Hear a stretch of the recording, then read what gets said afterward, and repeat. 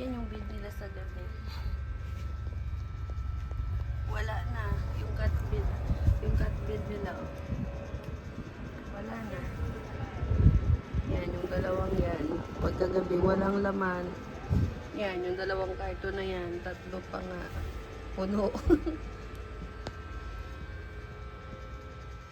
Carton versus cat bed. Yan.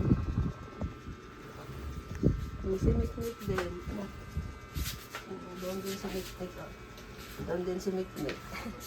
Ganda rin.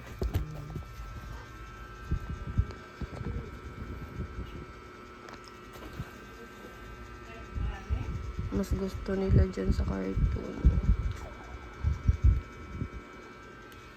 Morning, Sky. Morning, Mikmik. Pasok sa catbed nyo. Malambot yan dyan, tapos hindi nyo ginagamit. Massage dyan. Pumapasok lang yan siya dyan sila kung magmamassage.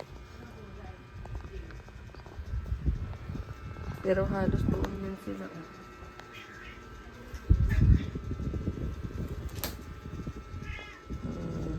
Okay po.